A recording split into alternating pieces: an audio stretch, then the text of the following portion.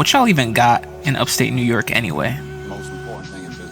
A question I heard way too often growing up. So much so that I began to believe that the answer was nothing. I come from a very spread out family, and even though I lived here since the age of 9, I never really had the opportunity to explore the area. So how could I make an animated film based on the capital region? How could I make a film based on a place I don't even really know? I'd be lying if I said I always felt the strongest connection to upstate New York. I'd been living in Boston before moving here in 2009, and I was oftentimes going back and forth between being here and back in Boston. Even once I graduated, I went 5 hours away for college. So what made me think I'd be able to tell this story? I remember scrolling through Instagram one day and I came across a post from the Art Center. They were mentioning that they were offering a grant to local artists to create an artwork that includes the community in some way. I really wanted to apply, but I had no idea what it was that I even wanted to do. I was used to coming up with ideas on my own that I would start by myself. How could I include upstate New York? As an animator, I got a checklist of shows that I would have loved the opportunity to work on. And at the top of that list is an animated show on Netflix called Midnight Gospel. It is an animated series based on a real-life podcast by a comedian named Duncan Trussell. And I love the show. The concept of creating a show based on a podcast was such an interesting concept to me that I wanted to replicate it. There we go. I found my pitch. I'll make a podcast where I interview members within my community and then turn them into an animated film. While I'm making the project, I will also document my journey creating this film. And I'll call it The Aura of Upstate. Okay, I got my equipment.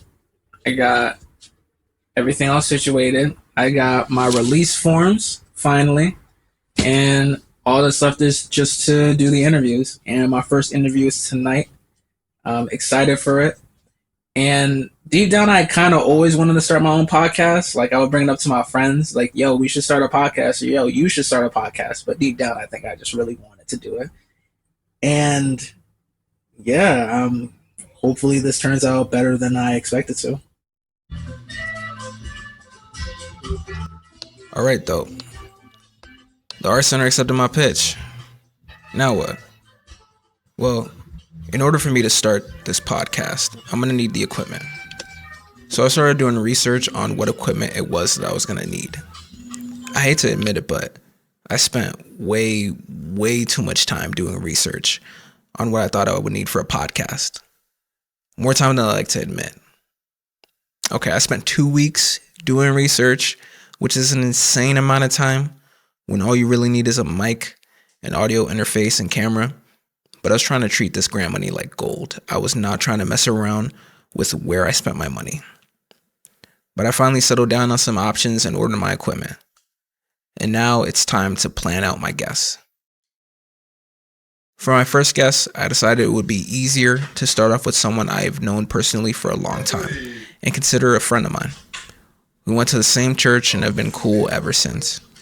He's a guy I've always been able to go to for advice, and he is an individual who I'd consider to be well-traveled and has interesting insight on not just business and networking, but also life. This is my friend, Owen Bush.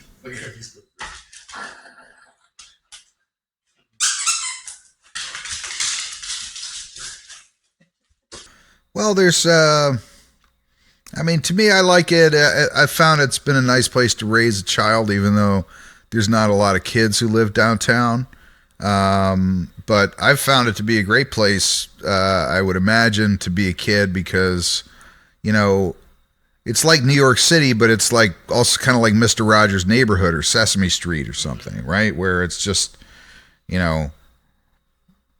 there's only 4 blocks one way and there's like 10 blocks the other way, and that's the whole city, in terms of downtown, right? And it's very knowable, but it also has like a wide range. Like the difference from here on First Street to walking over to 4th Street, it's like you're in a completely different neighborhood. But it's for me, it's really interesting to see. My daughter just started high school at Troy High, so it's interesting to see like all the kids from all the different wide range of backgrounds that we have here in this town, all kind of in the same place. You really get a real snapshot of what the city is when you look at all the kids that grew up here. Right? Yeah.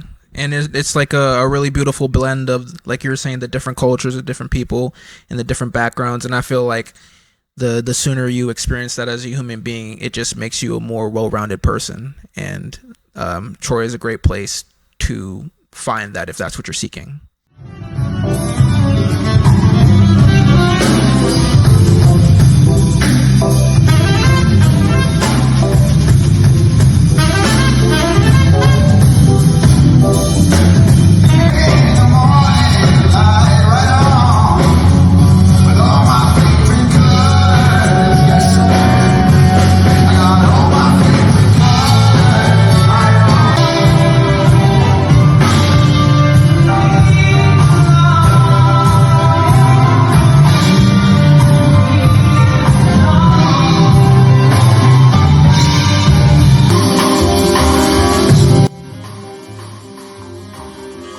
Collective Effort, a staple I believe to be in the community, is a creative agency located in Troy, New York.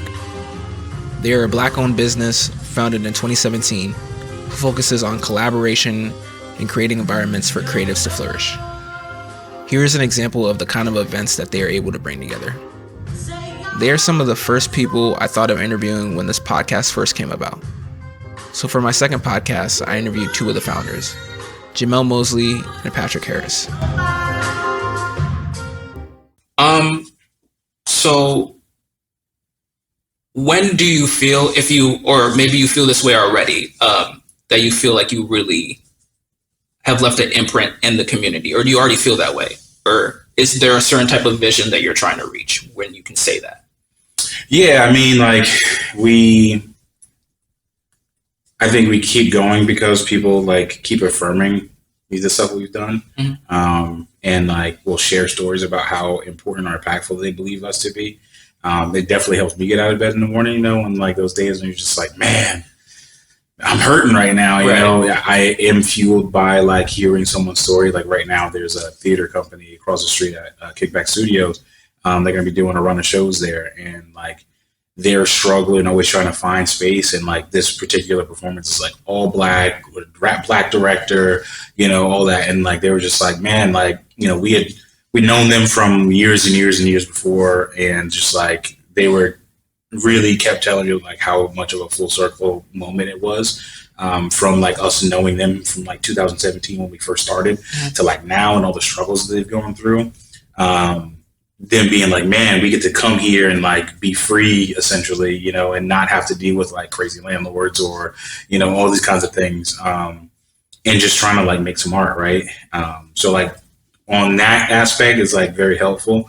But then in terms of like, grand scale, like we just like kind of like just barely scratching the surface for what we're actually trying to accomplish, was a large part of like what we're building and trying to create capacity for is like this idea, like just like true, genuine sustainability. And like, how do you try to get people to like stay and own things, right? And I think it's always been the missing like key to when creatives create this culture. Gentrifiers come in, developers come in, they get all the money to like create all these living environments and all this kind of stuff. What that usually only is appealing to, young professionals from somewhere outside of this place. Yeah. And so when we're talking about like what success, I guess, looks like for us is just like how many people can we like turn into owners through like experiencing anything that we've created. So you kind of seem to be a jack of all trades, as everyone in your group seems to be. So out of all those, what would you say your passion is? What would you say you're most passionate about? I am most passionate about our purpose, which is providing space for people who are like us, or people where we've seen, we recognize that there is, kind of pitfalls in just being a person out here trying to live and survive and thrive. Like not only financially but creatively as well. Financially, creatively, trying to navigate the world in a safe way. Yeah. You know, sometimes we don't even just always feel welcome in a space. Being an artist, being a person who isn't easily defined by the constructs of whatever society we're living in. Being a young Black person, to be able to make those spaces for us and for people who look, sound, and do the things that we do through different things, through DJing, through events, through filmmaking and photography, through our social media presence. That's what gives us the most purpose, or that's what makes me the most happy. That's what I'm most passionate about. So it's not whatever vessel that is. The vessel is the vessel. If it's a photo or if it's a DJ set, I have to do it all.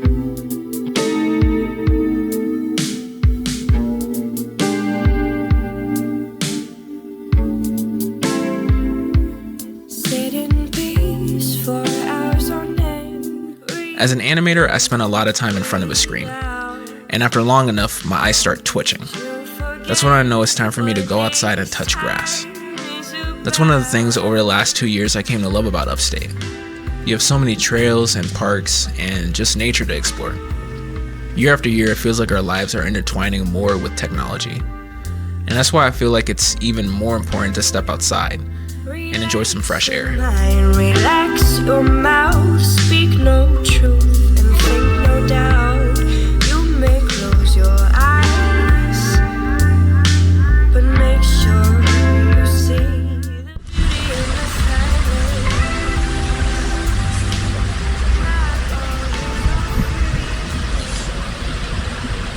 silence. Okay, it looks like we are all set for my podcast at the Loi Bar. I'm excited.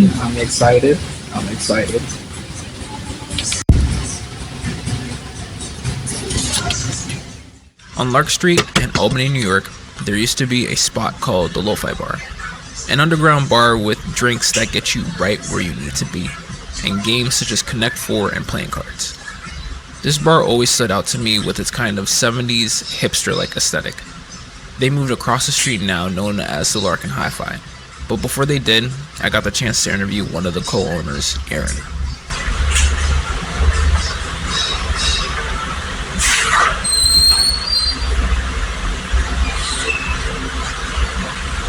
Can you take your seat right here, just so I can see it from both of them?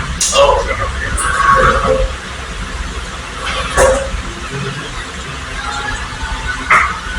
The cool thing I would say about Albany is like one of the reasons why I had to defend myself when I moved out of New York that I was coming back here. People were like, what are you doing? Taking a step back? Why are you regressing? And I'm like, besides all the like financial reasons. Yeah. I know that I know it has potential. I know it's an area that is growing, although not as fast as I would like it to. And I know that it has all the things that I want. So in New York, you're probably going to have, we're talking about bars. Like, could you ever even get to all the bars in New York? And if you could, you might have like 5 favorites. You know what I mean? Think of all the pizza places. You're like, oh, there's so many. And like, you can argue with your friends. Like, we have one. There are a lot of pizza places here, but there's like one good one, and there's a lot of bars here, and there's a couple good ones. Like, it's just it's easy. It's like, imagine going to the cereal aisle, and instead of there being like 48 boxes, there's just like 6, and they're all different kind. But like, you're like, okay, this is easy.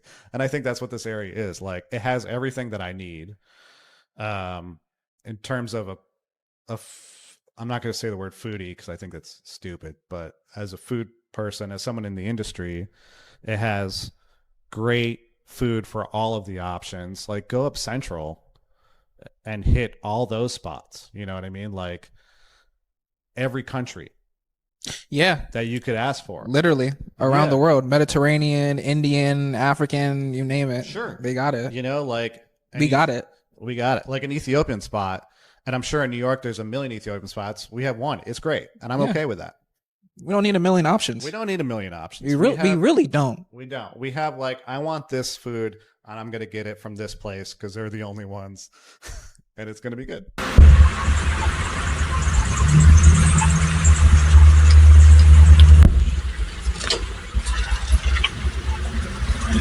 This is probably outside of Boston. This might be the best sticker box in the Northeast, north of the Delaware River. On us. I'm not even gonna lie to you. How did that Adidas tour come through here? It was alright. It was pretty good. Good time. What's up, man? How you doing? What do I know about skateboarding? I always want to come in. Not a damn thing. But I had walked by the skate shop Seasons a few times before, always peering through the window. I always thought their setup looked cool, so I walked in to check it out and asked them if the owners CB and Trevor would be willing to be a part of the podcast. The rest was history. Well, So why the name Seasons? that's a good one. I'll let Trev answer that one. Why the name? I don't know. I feel like we were just throwing around ideas, and Seasons made so much sense. I mean, where we're located, there's a lot of seasons, and it kind of puts you on a clock for the year. And through skateboarding, like everyone's feeling it right now. As soon as this time of year hits, pressure's on. Get as much in as you can. Winters for different projects, whether it's snowboarding or doing things inside or other outlets. But there's no specific reason. It just made so much sense in talking. So when it sticks, and that's exactly what stuck. So, if you had a friend who was coming to Albany for the first time ever, and they didn't know anything about Albany, and you wanted to leave a good, lasting impression on them, where would you take them for a day? We're going skating? That's up to you. Oh, sheesh. I like that. That's a good question. All right, you go first. Hold on. I got all right. It's a question for both of you. Yeah. All right. I got to marinate. Ask it to everyone. I mean, all right. So if it's a friend, skating wise, if they're pulling up, never been to Albany, like, hey, what's up? I'm taking you straight to the plaza. Well, there you want to go. We're going to the plaza. We're gonna go there. We're gonna pull up. We're gonna bring a gallon of water, a 6-pack, and our boards, and we're gonna hang. We're gonna show you every inch of the plaza. We're gonna have a nice session. You're not allowed to touch any of that 6-pack till you're done sessioning. Then I'm gonna walk you around. We're gonna walk through the neighborhood that the shop's in, Center Square. I'm gonna take you to the Monument, another spot in Washington Park off Henry Johnson, 1 block up from the shop. That's like one of the funnest spots in the entire city of Albany, in my opinion. I'm going to take you to the skate park. You got to touch the skate park. It's fun. Great time. Then I'm thinking, like, where are we going after that? Probably going to take you to, like, Dove and Deer. It's a block away from the shop. Maybe we'll have a cocktail there, maybe an appetizer. They have great food. What is Dove and Deer? It's a restaurant. Great restaurant, great patio, great vibes. Yeah, and I mean, then it's like, all right, what do you want to do? Where do you want to go? Like, what do you want to see? But, like, honestly, it's like, I feel like the plaza in itself is like a field trip. You can just get into so much there in itself that it's a day. I had met Josh back a few months prior to starting this project, at an event being hosted by Collective Effort. I saw that he was selling the latest issues of his magazine, Hypersaturation, at the time.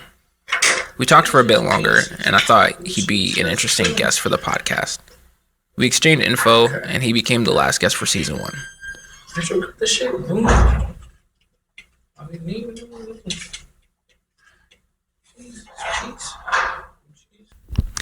So, do you have any huge aspirations for Hypersaturation? Like, what's a big goal that you want to accomplish or that you want to see within hypersaturation? Yeah, definitely. Taking it to a place where I can publish other artists' work. So yeah, hypersaturation is just the warm up. Eventually, I want every artist I've published to have their own book. Oh. So what we've been able to do so far is help publish Other Artists magazine. We've worked with Castle Jackal to release Castle Jackal magazine, and we worked with Ripley Weaver to release their comic book. So that right there were 2 bucket list, check marks. So from there, now we got to go even bigger. We're taking requests for advertising. That's another big thing that's going to help the magazine grow, is kind of tying in other local businesses to help the magazine grow. So like locally, and then the whole magazine is relying on local artists. If artists stop sending art to us, then we won't have anything to publish, and we're kind of calling on local businesses to advertise in the magazine to then help other artists get exposure in different ways. So yeah, I'm excited. It's been really fun so far, and yeah, I can't wait to see what we do next. All right, so today is October 26th, on a very warm day in autumn, and in terms of where I'm at with the project, I finally finished all of my podcasts, all 5 of them, which totaled up to like 7 guests. I have edited 2 of the podcasts already, so there's that. I've already made all the thumbnails for my animation, and right now I'm storyboarding the animation and kind of starting to animate since I'm like running low on time. I still don't know what I'm doing with the documentary, with it being my first one, and I'm trying not to think too hard about it because I feel like I work the best when I don't really think about it.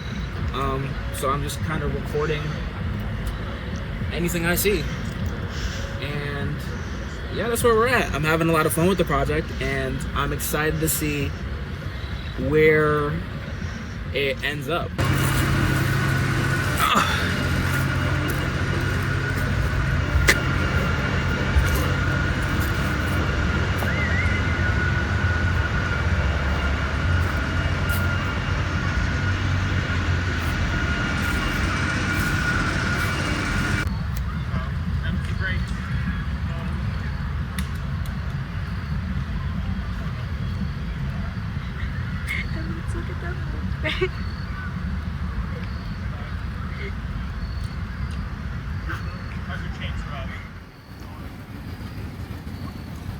I've lived here for well over 14 years, and it's crazy how I never even like visited this park up until like a year ago. And like it's a huge, beautiful park. People come here all the time to listen to music, to relax, to eat, have picnics.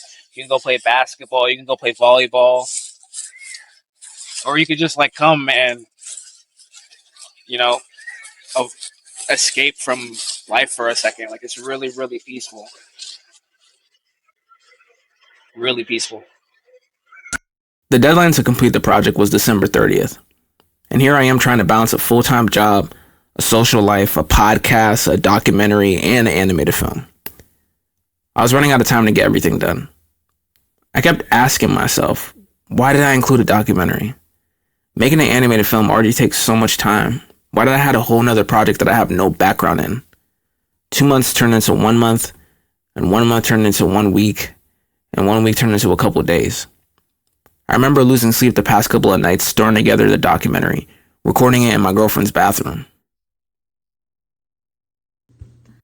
I was premiering it at a local church in Troy, New York. They had a gymnasium attached to their church that me and my friends hooped at a lot growing up. I rushed to the gym to prepare everything the day before.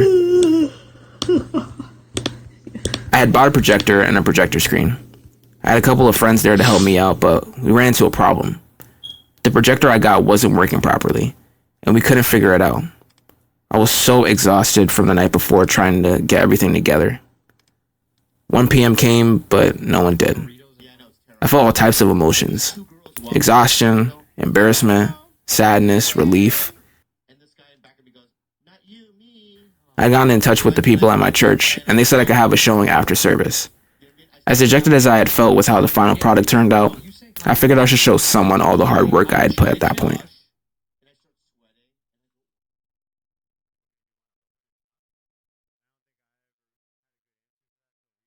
The months and months of work that went into it, I'm exhausted. I've never done a documentary before.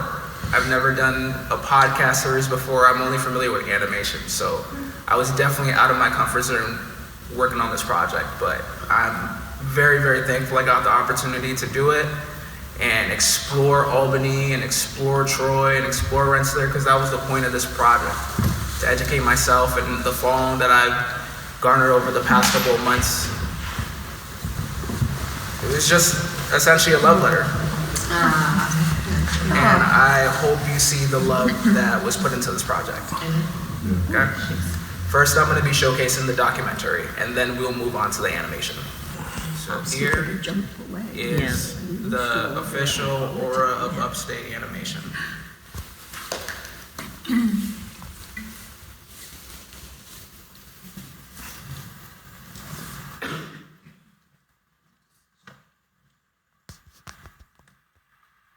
So how did I feel after the screening? Disheartened, honestly. The final product didn't turn out how I wanted it to. I've had previous projects in the past that I had large goals for, but fell short of meeting them. And I repeated the same cycle. I didn't just feel like I let my audience down, but I let myself down. After months and months of working tirelessly on the project and being disappointed with the outcome, I took a break.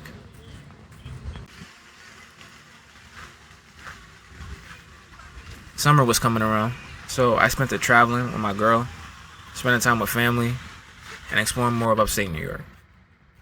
Josh had told me that he was opening up a new shop called the Paper Moon, so I decided to check out a producer showcase event there. Bohemian. Look, we try to get off one time. Hey, through the rain and the struggle, not a stranger to pain, cause the pain built a muscle. Niggas tamed with a muzzle, I'm unchained in the jungle. If this was 84, I sling cocaine to your uncle, leave you pained and disgruntled. In the range, getting brains, you keep complaining about a frontal. Shoot a cane with the flame, but you niggas still trying to scuffle. Word to Kodak Black, I get you wrapped if you mumble. Gotta watch my back cause you get clapped on the humble. On my soul, I can't never get old, I'ma live forever. Part of my sweater forever, and I'm from NY, I got a pen and a leather. I'm getting cheddar forever, success in every endeavor. Every day I'ma get better, I'ma get good. They know I'm good in the hood, I can pack like sugar, not in the car. That's my heart, my soul. I track, the eyes clear, there's some contacts. Had to finish them, it was fatality for Mortal Kombat.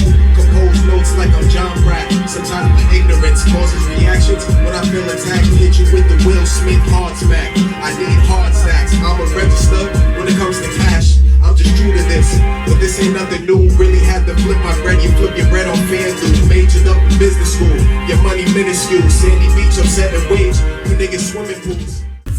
This to your friends, knows your secrets. I just cracked the pine with my thumb.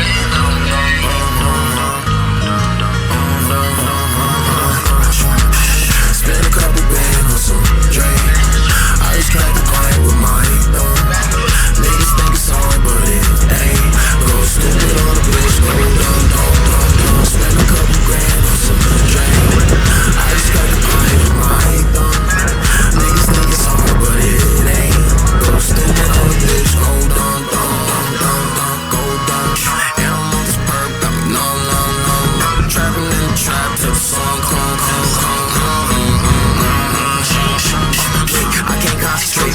won't get married, but super wanna consummate. I get highest constellations with Black Jesus when I pull up, it's a congregation with. I can concentrate.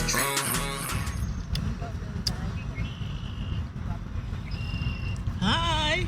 Take me to.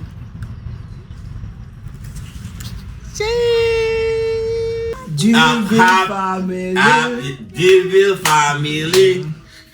Juville family. Juville family. Juville family.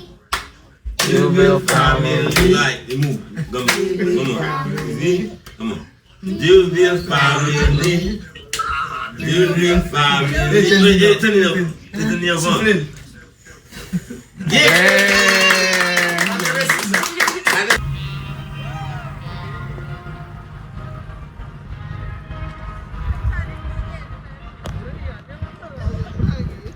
As the summer was wrapping up and settling into fall, I was scrolling through my Instagram and saw a post by an account of a local film festival called the Black Renaissance Film Festival. I remember the name because I had submitted an earlier film of mine that had not gotten accepted last year. I told myself the year before that my next film will for sure get accepted into this festival.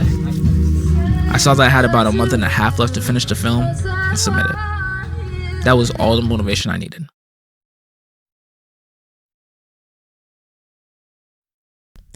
For the next month and a half, I ate, slept, and breathed this project. I would wake up at 6 a.m. every morning for work, finish at 3, come back home to relax for about an hour, and just work on the project until late into the night. Sometimes I wouldn't even go to sleep.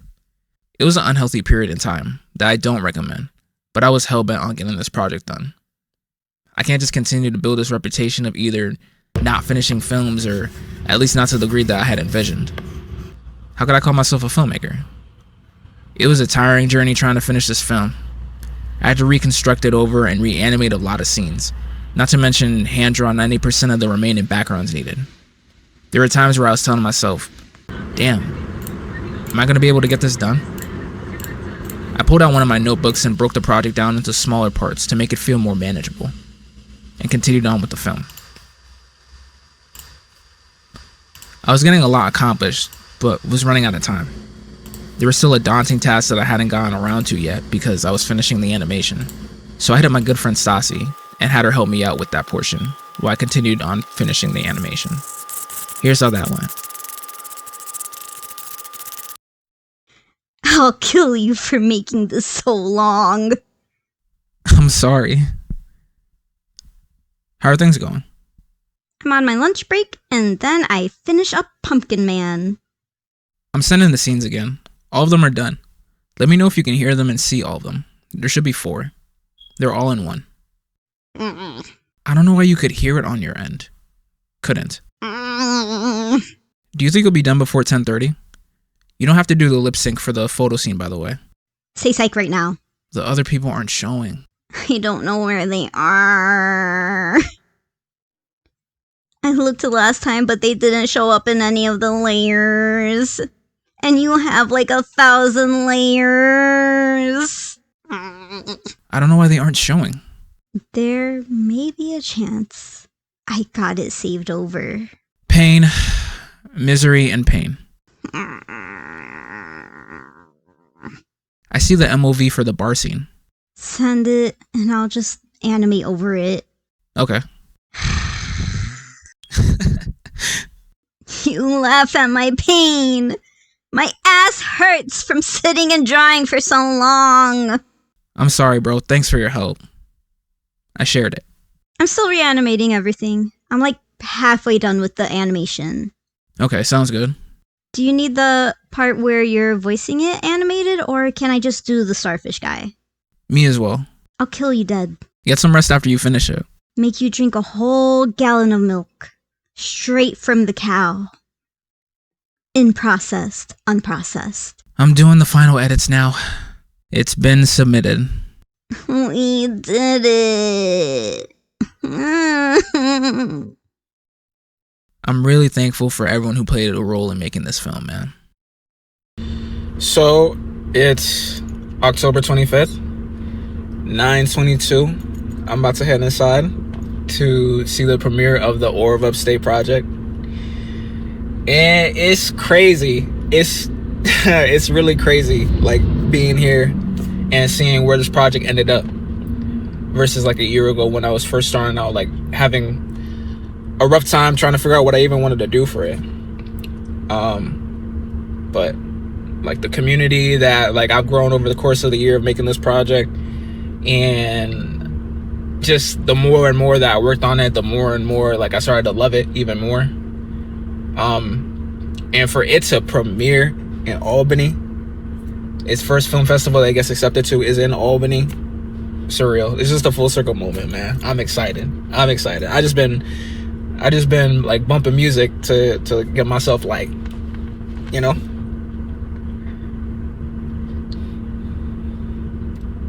It's dope when you actually like put the work in, you know.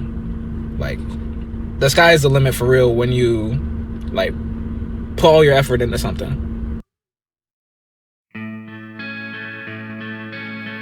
I did it, man. I did it. I finished the film and got accepted into a film festival. I told myself last year that my next film would be getting accepted to this festival, and here we are 1 year later, right where I said I would be. I spent the next week running around throwing up posters at the premiere and the time that it would be shown. I haven't smiled in a long time. Haven't dreamt in a long time. Haven't smiled in a long, long time. I don't remember last night.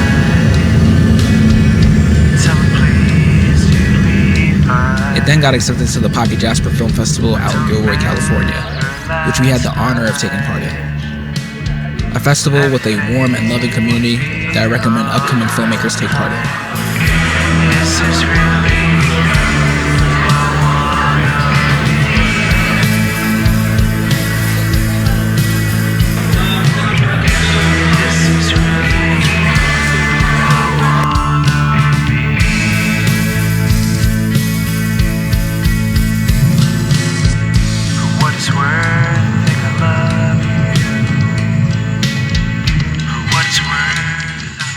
As an animator, I kind of have like a mental checklist of projects I would have loved to have worked on if I was given the opportunity. And one of those was this one animated TV show called Midnight Gospel. Yeah, and it's inspired by a real life podcast by a comedian named Duncan Trussell. And I just love the creativity that went into it.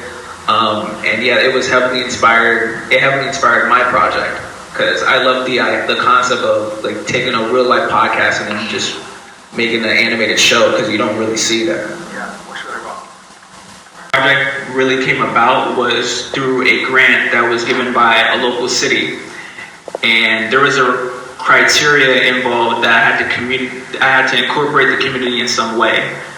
And I struggled at first. I actually almost didn't apply for the grant because I was struggling with ideas to come up with. But I decided to create a podcast where I would showcase the community and interview not just people who have their own businesses, but people who just live in the community every single day, just so I could get like introspection on everyone living within the community. And I had been living in upstate New York for well over 10 years, but I never had the opportunity to really explore it. And I didn't really know what the essence of the community was really like.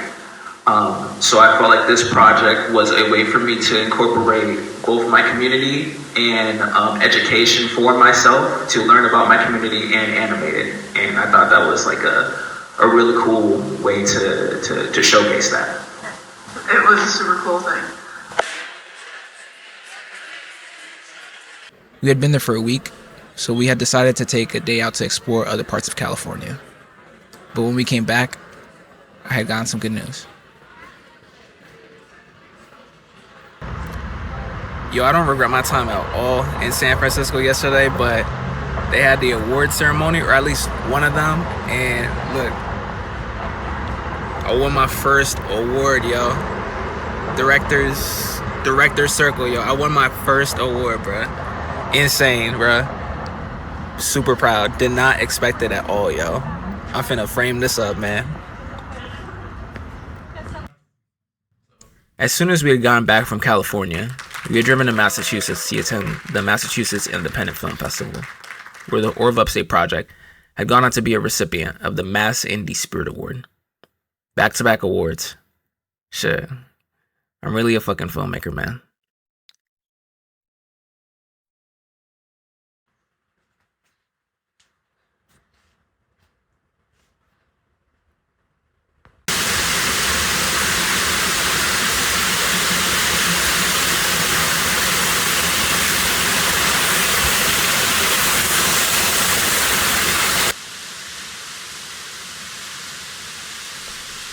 Regardless of how much we try to prepare for this life, the only thing that we can predict is that it is unpredictable. We have a lot of things that we put in place to give off the impression that we are truly safe and secure, but it can all go away in a second. We are all walking on tightropes. Now with that realization, I'm choosing to not look down at how far I can fall. I'm gonna look up and see how far I can go. I'm not really scared of falling and burning. At this point, it feels like a prerequisite to living a fruitful life. It's not about the accomplishments and awards that I'm hanging my hat on, and I don't want y'all to take that from us either. Life offers you so many opportunities to give up, and those opportunities look really desirable. They look real comfortable. They require not putting the effort in every single day. And that's where my pride is. It's getting up every single day not knowing where I'm going, not knowing what I'm doing, but going anyway.